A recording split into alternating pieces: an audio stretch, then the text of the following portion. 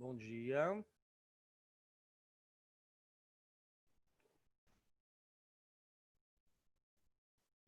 Tô aqui tomando meu café. Esperar o pessoal entrar.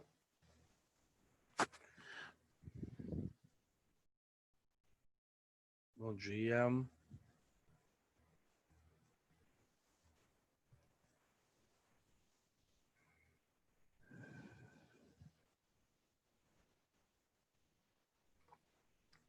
Gente, ó, peço desculpa de semana passada. Eu tive um problema com o cabo de força do meu computador. E aí eu acordei de manhã, fui tentar ligar o PC e não consegui. Apertei o botão e nada, o negócio não funcionava. Mas enfim, hoje nós estamos aqui, né? Não tem problema não. Esses probleminhas técnicos acontecem, né? Vamos ver se entra mais alguém.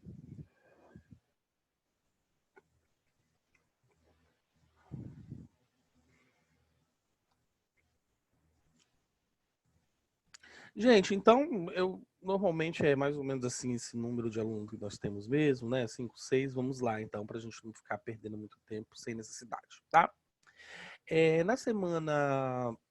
Na nossa última aula que nós tivemos, né, do pré, nós estivemos falando sobre o racionalismo, né? Falamos sobre o racionalismo, valorizando muito o pensamento de René Descartes, falamos sobre o método cartesiano, né? E a valorização daquilo que se chamou da dúvida hiperbólica e a ideia da máxima cartesiana do penso logo existo, né? Falamos que em contraposição a esse método cartesiano, que se aproximava muito do pensamento filosófico de Platão, nós vamos ter então o empirismo, que nesse caso se relacionaria mais com o pensamento de Aristóteles, né? Em pensamento empirista esse que, de certa forma, ele nos transmite a ideia de encontrar o conhecimento, ter contato com o objeto do conhecimento, valorizando a experiência.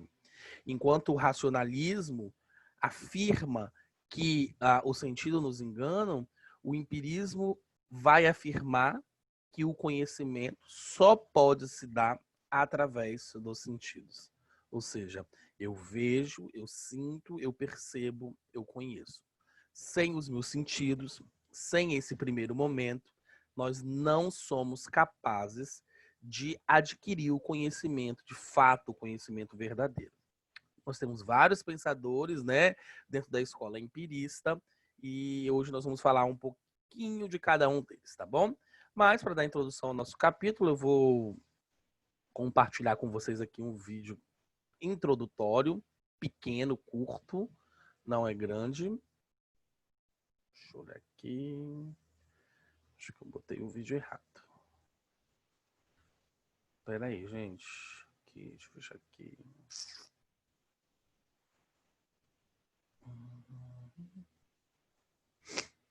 Acho que é aqui, né? Aqui.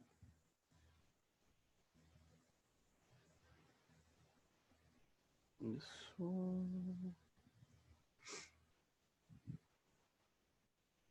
Ok. Deixa eu aumentar aqui um pouquinho. Já passei para vocês, né, o link desse canal no YouTube, que é maravilhoso, Didáticos, né? Ele é muito bom. E ele tem esses vídeos, resumos aqui que nos ajudam muito. Vamos lá, então.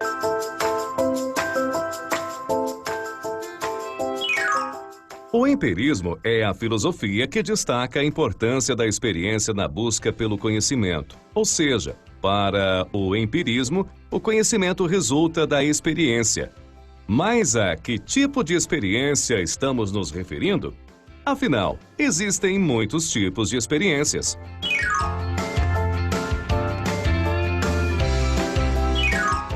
Existem experiências internas como os sonhos, a imaginação, as emoções, o raciocínio lógico, como o que usamos para fazer uma operação matemática, por exemplo.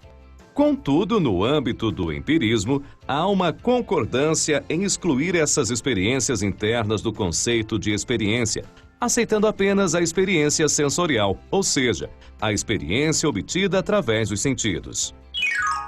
O termo empirismo é derivado do grego emperia, que significa basicamente uma forma de saber que é resultado da experiência sensível e dos dados acumulados como base nessa experiência, permitindo o uso prático desse conhecimento.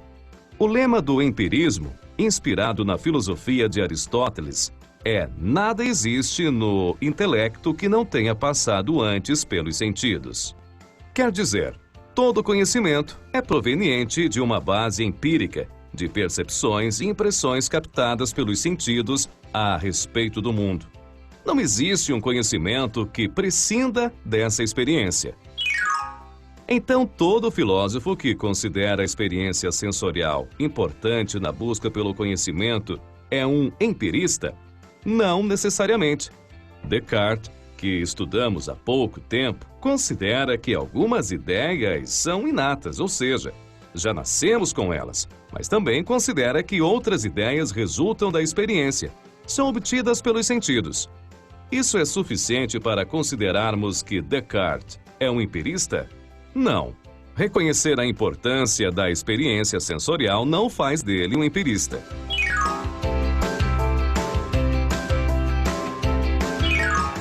O empirista é aquele que considera a experiência sensorial como a base fundamental de todo conhecimento. Ou seja, o conhecimento não existe sem que essa evidência sensorial tenha sido obtida primeiramente.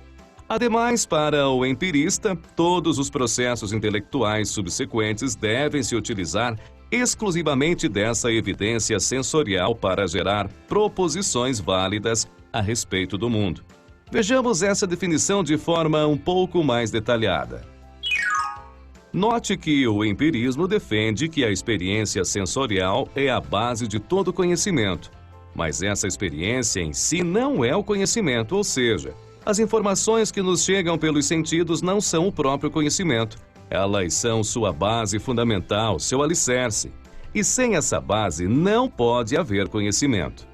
Note ainda que, para que o conhecimento surja, faz-se necessário que os processos intelectuais operem sobre essas evidências sensoriais, e apenas sobre elas.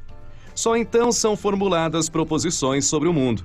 Perceba que, embora o empirismo reconheça o papel das operações intelectuais, a experiência sensorial é de suprema importância e é o ponto de partida da busca por informação confiável sobre o mundo.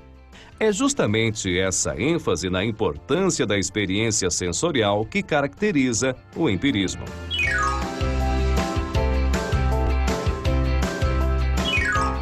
O empirismo desenvolveu-se principalmente na Inglaterra, marcadamente durante os séculos 17 e 18, valorizando a experiência humana, a realidade concreta, a atividade do indivíduo e contrapondo-se à metafísica especulativa e aos grandes sistemas teóricos.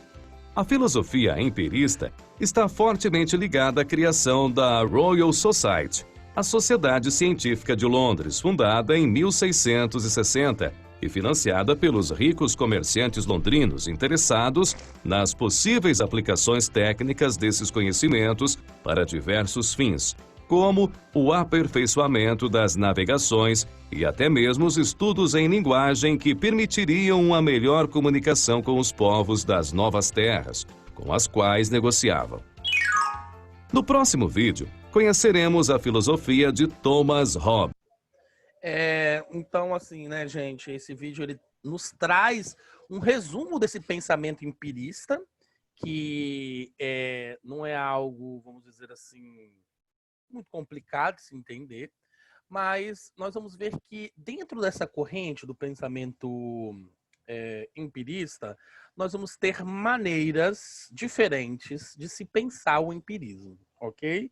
E, querendo ou não, os filósofos eles vão se completando, né? Eles vão pouco a pouco, um fala alguma coisa, o outro fala outra. Observem que nós estivemos falando aqui que o empirismo surge aí no século 17, 18. O que estava acontecendo no mundo?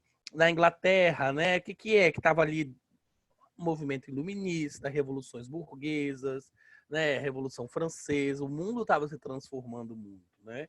E o empirismo ele entra dentro desse barco, ele entra dentro, vamos dizer assim, dessa corrente, desse método de se adquirir o conhecimento durante esse período, tá bom? Deixa eu compartilhar com vocês aqui agora. Todas as vezes que a gente fala sobre o racionalismo, então, e aí a gente tenta, de certa forma, buscar sempre uma diferenciação entre o pensamento empirista para o racionalista, é normal, né? Nós temos que fazer isso mesmo. Nós temos que, então, recordar e relembrar que, para os racionalistas, a verdade, o conhecimento, né, só pode ser adquirido através da razão. Ou seja, essa ideia de que os sentidos são enganosos, né? Por esse motivo, eles são incapazes de nos relevar o conhecimento verdadeiro. Quem que falava isso? Platão, tá? Então, esses princípios lógicos podem dar base para o conhecimento seguro. Então, todos esses teóricos buscam sempre o racionalismo para que a gente, de certa forma, tente buscar um foco. Os racionalistas sempre têm essa questão da ideia inata, ok? Da ideia que já faz parte do ser humano. E aí a gente valoriza muito, por exemplo, a questão que René Descartes nos falava sobre a ideia do ser infinito, né? Que ele comprova, segundo ele, no pensamento, a existência de Deus. Ele fala assim, ora, como eu, um indivíduo, um ser imperfeito, posso pensar em algo perfeito que seria a figura de Deus. A única resposta possível que se pode chegar, segundo René Descartes, seria a ideia da existência desse ser, desse Deus perfeito, tá? Então, os racionalistas, então, em geral, vão sempre valorizar essa questão do inatismo, tá bom? Para os empiristas, né, em contraponto com o pensamento racionalista, essa verdade só pode acontecer a partir da experiência, ou seja, através dos sentidos. Para eles, a mente humana, isso é muito importante, gente. Esse é um conceito muito importante para entendermos em relação ao empirismo, ok? Dentro da corrente filosófica empirista, nós vamos falar muito, principalmente através de Francis Bacon, né? Chico Toicinho, que vai... Quem fala Chico Toicinho é o Karnal, né? Chama ele de Chico Toicinho. Ele valoriza e acredita muito na ideia do ser humano como tábula rasa. O que quer dizer esse conceito da tábula rasa? Quer dizer que o ser humano, quando ele nasce, quando ele vem ao mundo, ele é um papelzinho em branco, ele é uma caixinha vazia. E são as coisas que acontecem no nosso entorno, são as coisas que, de certa forma, vão nos influenciando e nós vamos percebendo como ser humano, através da nossa sensibilidade, através dos nossos sentidos, que vão nos formando como ser e como indivíduo, tá? Então, tábula rasa, somos rasos quando nascemos, e ao longo da vida do ser humano ele vai adquirir conhecimento através da experiência sensível, tá bom? Através sempre aqui da sensibilidade, do conceito da sensibilidade, tá? Então, o Francis Bacon nós chamamos sobre o conceito da ideia do empirismo puro. Vamos ver o que Francis Bacon tem, pode nos falar em relação ao conceito do empirismo, né? Ele vai estar aí, ele nasce no século XVI, né? E morre só no século XVII. Ele foi um intelectual muito importante para sua época, né? Ele participou da vida política. Ele chegou a ser chanceler do rei Jaime I, ali na dinastia dos Stuarts, né? Logo depois da morte de Elizabeth, né? Foi um grande crítico da ciência dedutiva, aquela ciência aristotélica, né? Partindo do macro para o micro, nós já falamos sobre indução e dedução, né? E ele falava muito e acreditava que o desenvolvimento da ciência, para que essa ciência se desenvolvesse, era necessário um método. Mas não um método baseado no método dedutivo, mas sim um método de investigação mais rigorosa, que seria o método indutivo, tá? Todo mundo aqui tem claro a diferença de método dedutivo para indutivo? Alguém tem dúvida em relação a isso? Pode colocar no chat aí se tiver.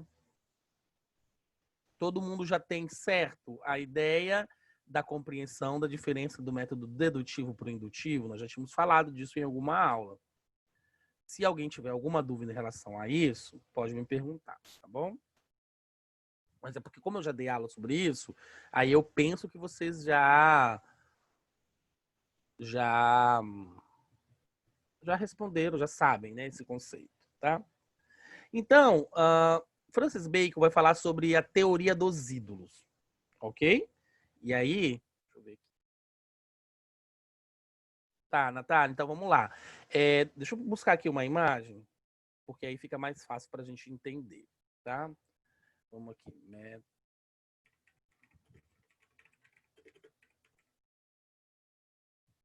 Deixa eu buscar aqui uma imagem aqui no Google.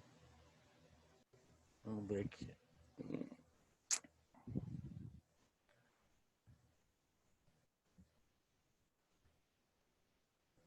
eu ver se isso aqui dá para a gente compreender. Peraí.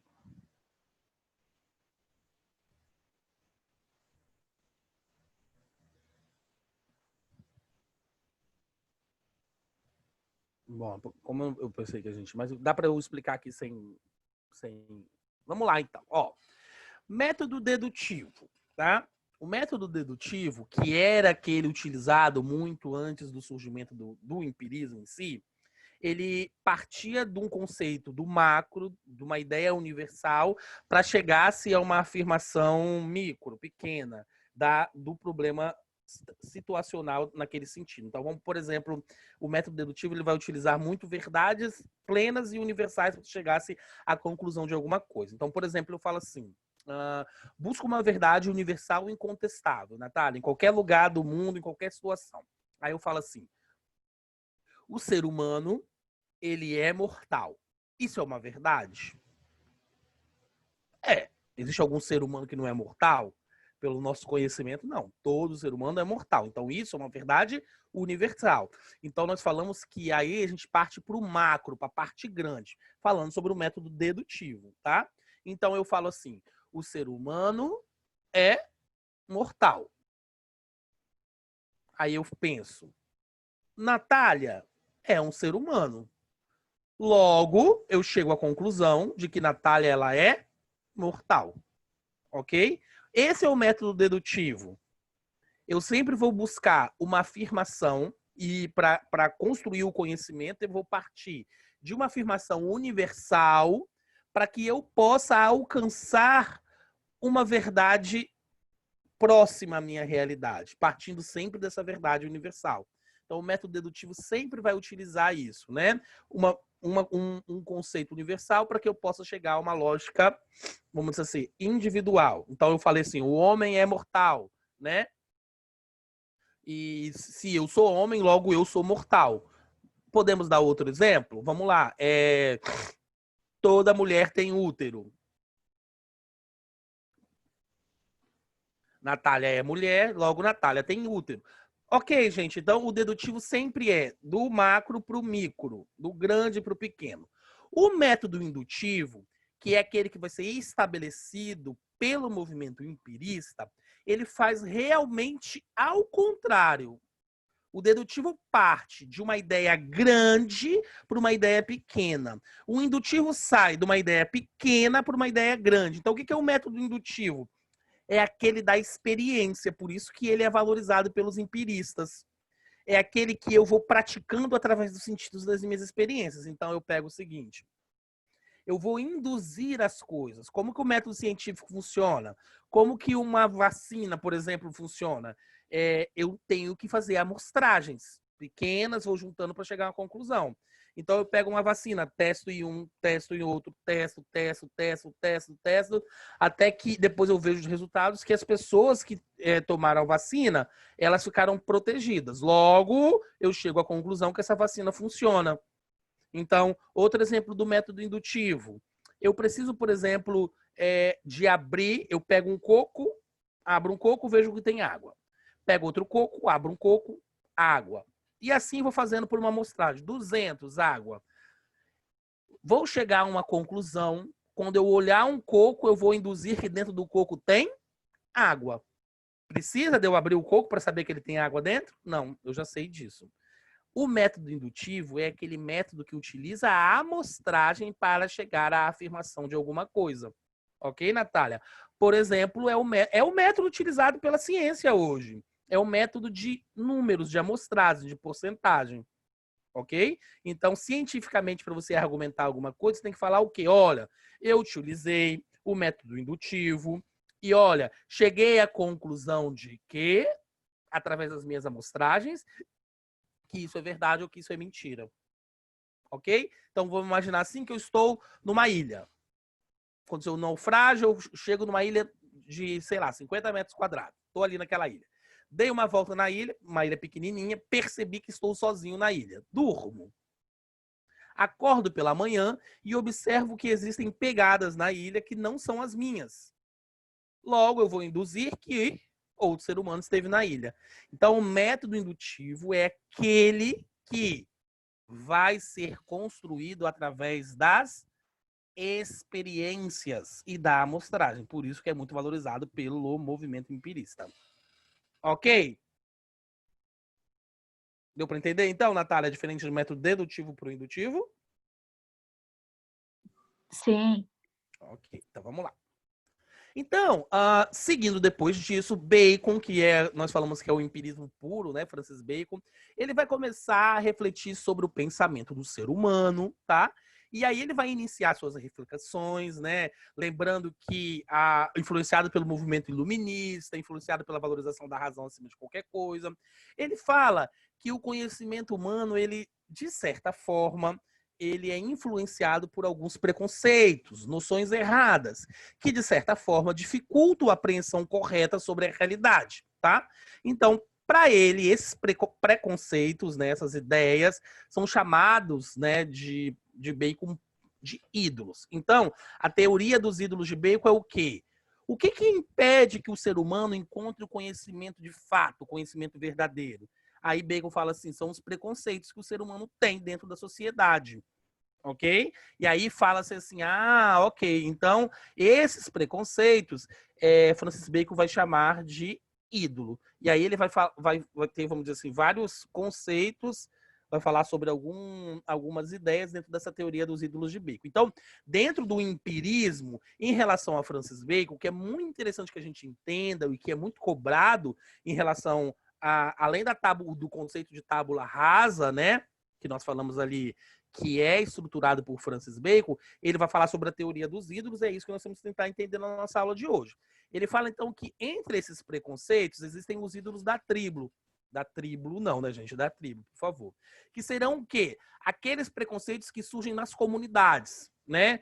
Que são dados como verdades não questionadas, né? Ou seja, é aquilo que a gente percebe e é aquele preconceito influenciado pelo conjunto. Ou seja, a ciência, ela, de certa forma, ela precisa estar de acordo com aquilo que realmente acontece. A palavra tribo aqui, então, vai fazer uma referência à espécie humana e vai falar sobre os preconceitos que surgem dentro da própria comunidade. Por exemplo, uma mulher não pode ser amigo de um homem. Sabe, aquelas coisas, aquelas ideias que, segundo Francis Bacon, vão atrapalhar dentro da formação do pensamento científico de fato. Ou seja, os preconceitos sociais que são tidos como verdade, nós sabemos que isso não é verdade. Isso não acontece, não é assim que as coisas acontecem. Então, o pensamento comum da comunidade atrapalha a construção do conhecimento científico, tá? Então, Francis Bacon fala, por exemplo, da astrologia, que seria para ele uma falsa ciência, que fala muito sobre generações apressadas das coisas, né? Então fala assim, então quer dizer que você é ariano, né, seu barraqueiro? Ok, gente? Ou seja, por exemplo, uma ideia de ídolo da tribo é a ideia da astrologia, de você ter essa construção do conhecimento através do preconceito, tá?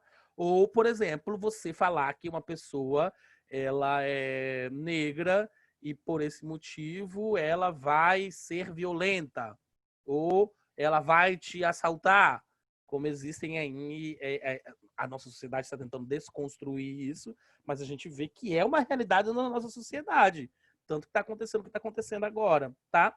Então a astrologia é um conceito, mesmo que eu adoro a astrologia, mas é algo pessoal, a gente gosta, né, de falar de signos, né, de falar, eu sou de Gêmeos, ela é de Aquários, ó, encaixa perfeitamente.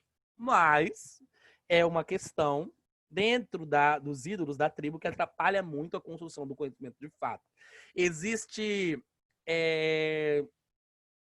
fato dentro da astrologia? Não, mas nós gostamos. E segundo Francis Bacon, esse é um conceito, por exemplo, dos ídolos dentro da tribo que nos atrapalham a construir o nosso conhecimento.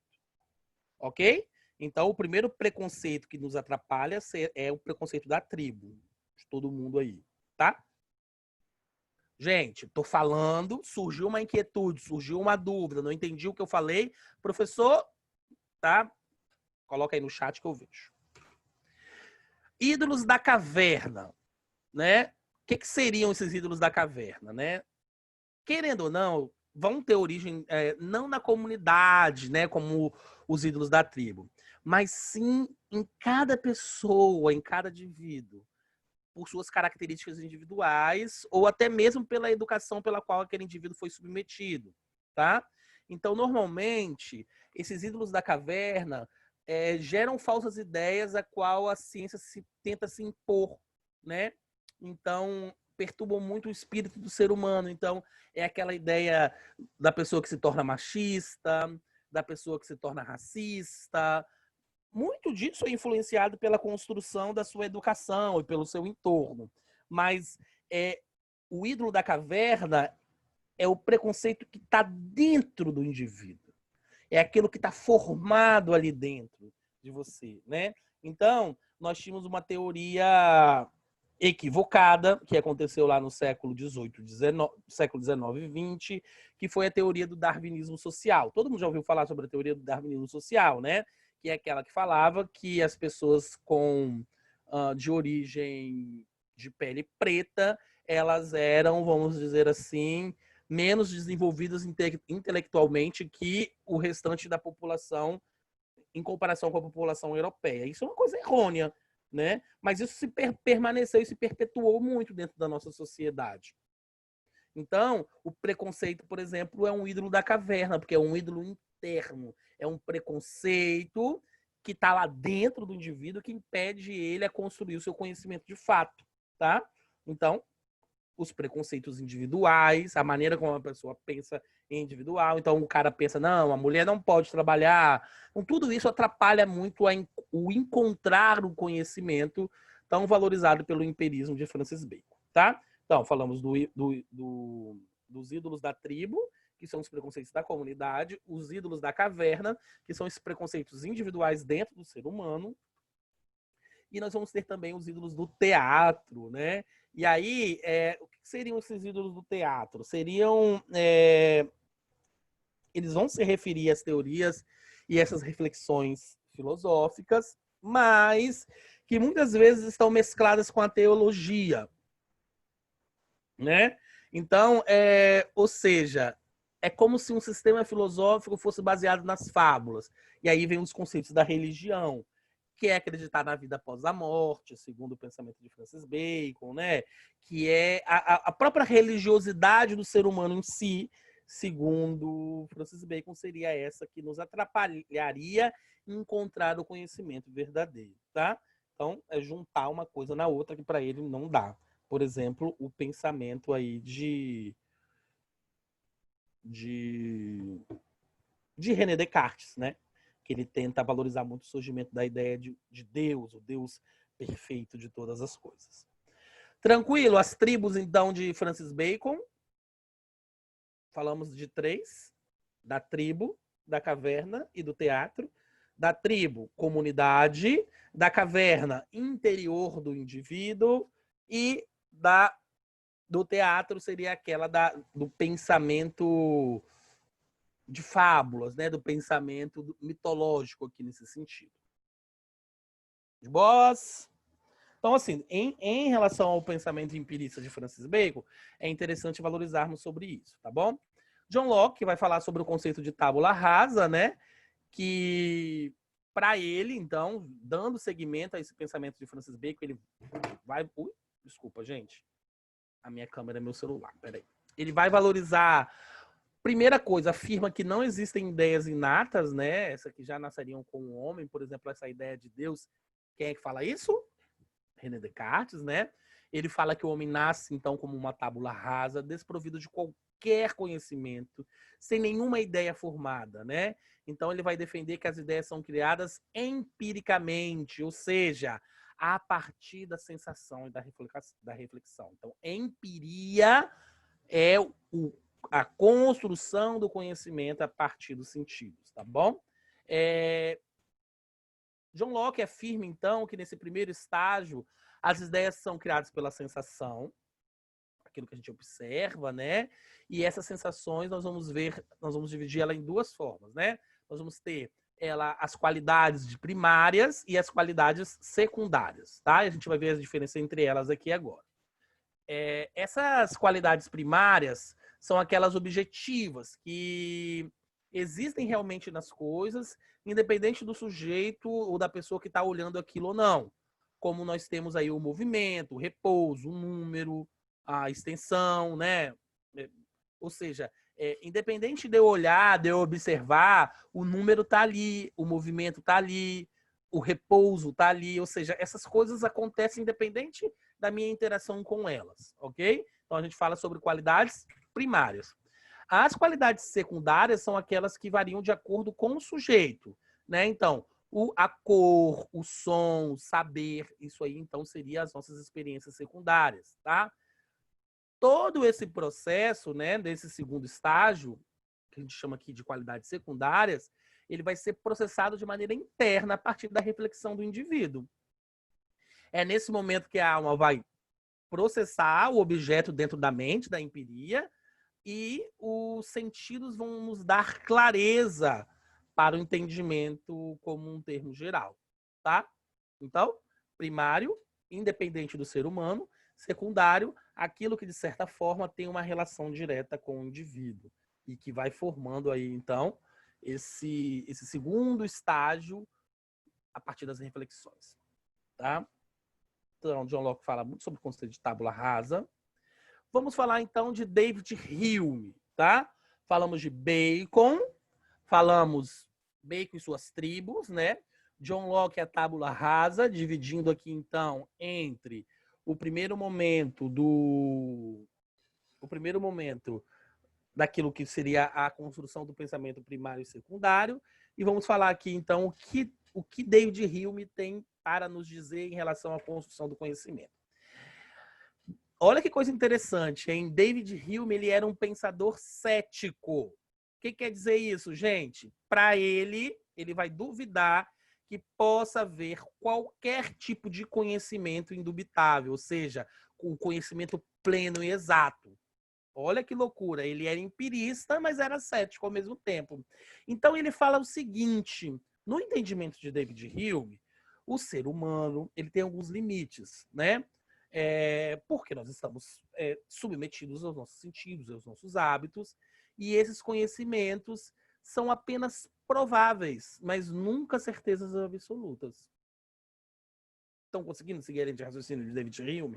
Ele fala, então, que os sentidos, que os hábitos são aqueles que nos levam ao conhecimento. Mas como isso ele não é algo que, vamos dizer assim, que tem uma fonte segura, ele se constrói, ele é maleável, os nossos sentidos. Então, todo conhecimento ele é provável, ele não é uma certeza absoluta, no pensamento de David Hume, tá, gente? Então, ele vai duvidar da possibilidade do conhecimento verdadeiro, restando apenas os conhecimentos prováveis, né? Esse conhecimento ele vai vir da experiência, que é o que se fala do empirismo, né? E essa experiência, como ela é sensível, ela é variável. Logo, tem-se a pretensão universal, mas não se tem a certeza absoluta, como nós adquirimos o conhecimento através dos sentidos. Segundo Hume, então, essas percepções individuais, elas podem ser impressões ou ideias. Olha que loucura, gente. Atenção! Essa ideia é muito importante de entendermos sobre a relação do pensamento empirista de David Hume. Hume vai colocar a impressão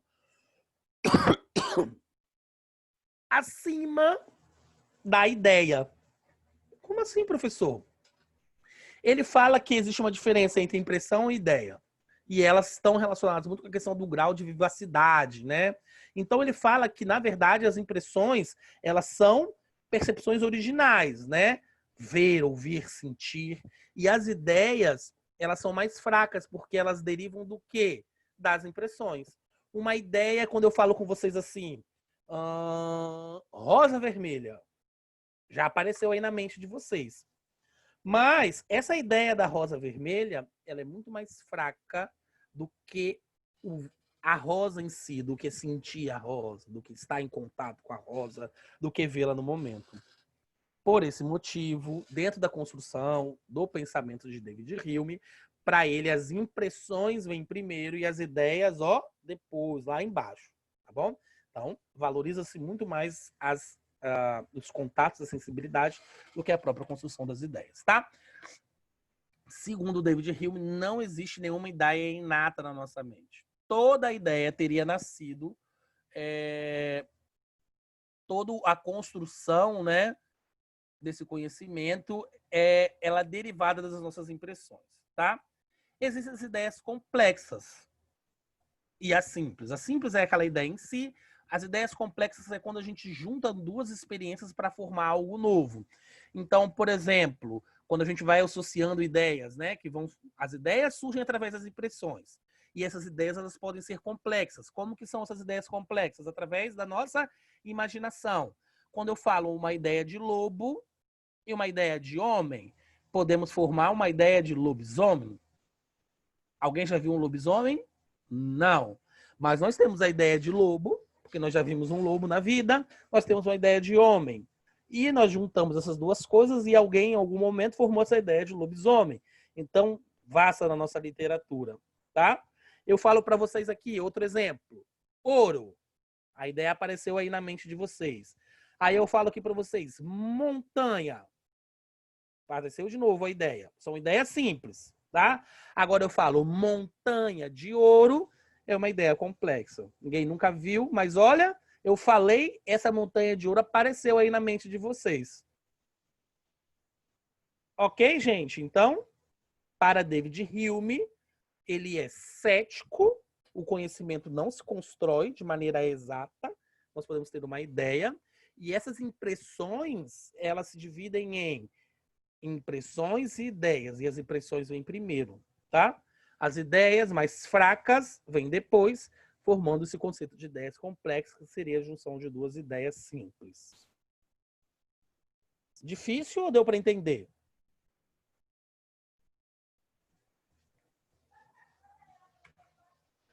Então, querendo ou não, existe uma crítica muito grande dentro dessa noção de causalidade, né?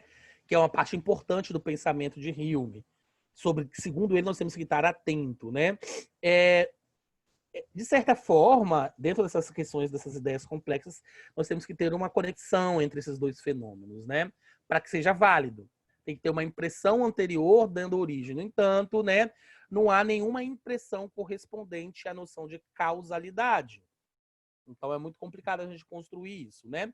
Então, para David Hume, o máximo que a gente pode alcançar do ponto de vista do conhecimento é uma probabilidade do evento ocorrerá ou não ocorrerá. Mas nunca podemos extrair uma certeza, dado que não existe nenhum conhecimento a priori.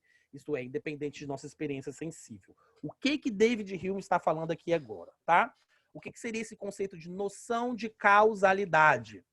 É aquela ideia de que as coisas vão acontecer independente de nada.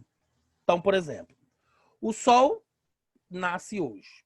O Sol nasce amanhã. O Sol nasce todos os dias. Mas não existe nada que garanta que o Sol, por exemplo, vai nascer amanhã de novo. Nós acreditamos, pela causalidade, de que ele vai nascer.